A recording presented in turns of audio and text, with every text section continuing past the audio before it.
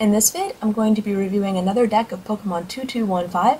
This one is a Samurott Feraligatr variation, and I think it runs much smoother than his last deck. So let's take a closer look at the list because there are a few things I think we can change. The starters that he's chosen for this deck are Mantine, Delibird, and Slowpoke.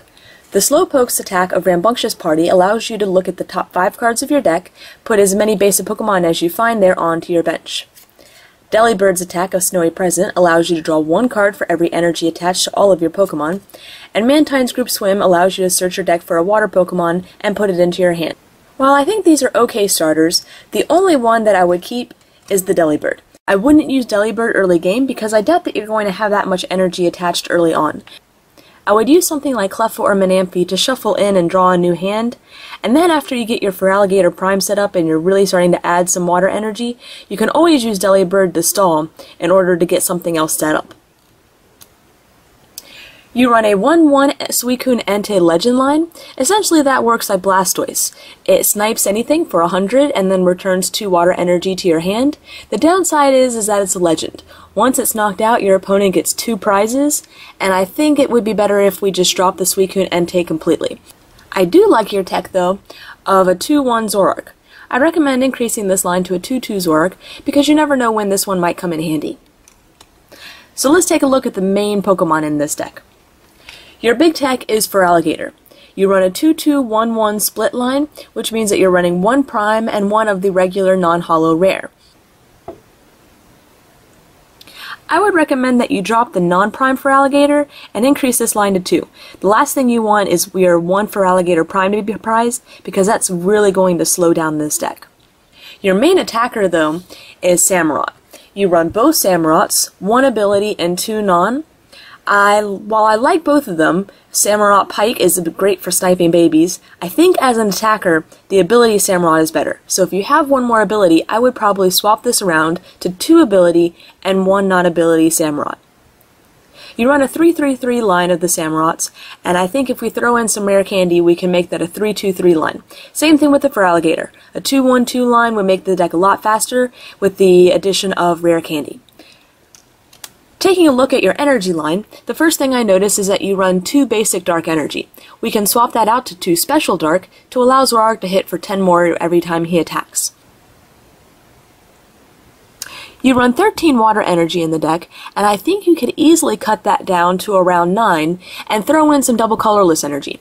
Because both Samurott and Pike have their main attacks, or the attacks that you would ideally use, Pike and Hydro Pump, as colorless energy, double colorless could greatly speed up this deck before you get the Feraligatr Prime set up.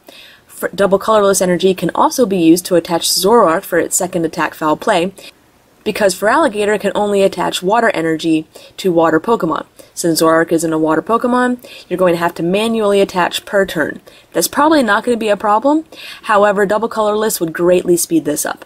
So I'd recommend maybe running 3 or 4 double colorless, 2 special dark, and the rest water energy. Now let's take a look at the trainers and supporters. You currently only run 2 Dual Ball. If you have the Pokemon Collector, I would run a combination of 3 Collector and Dual Ball. This just ensures that you're going to be able to get those basic Pokemon out as fast as possible. You run 2 Interviewer, which usually I would say you wouldn't need in a deck that runs this many energy.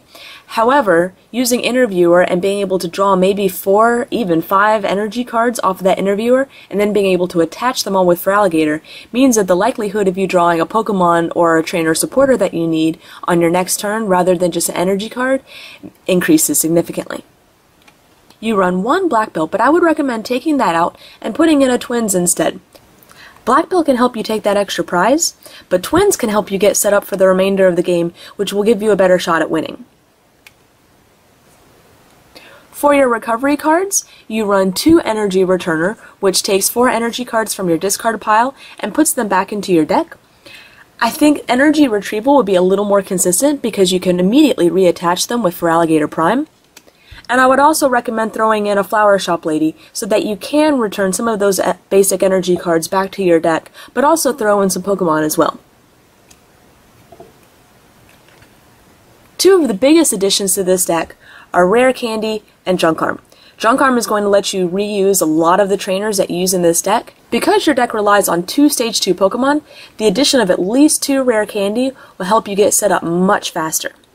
You run 2 Elm, which typically I'm not a fan of, however with more Vileplume decks expected to come out with the release of Pokemon Catcher, a supporter that can search for an evolution card is going to be very useful. However, I would recommend that you throw in at least 2 Pokemon Communication, if for no other reason that you can use Dual Ball or Pokemon Collector, and then swap them in for the evolution cards that you need. Your draw cards are currently 3 Team Rocket's Trickery and 2 Copycat.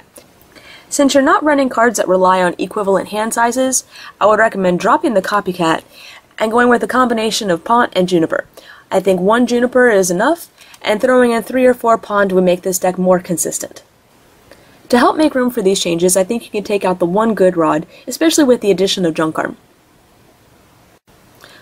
Overall, I think Samurott Feraligatr is a very solid deck.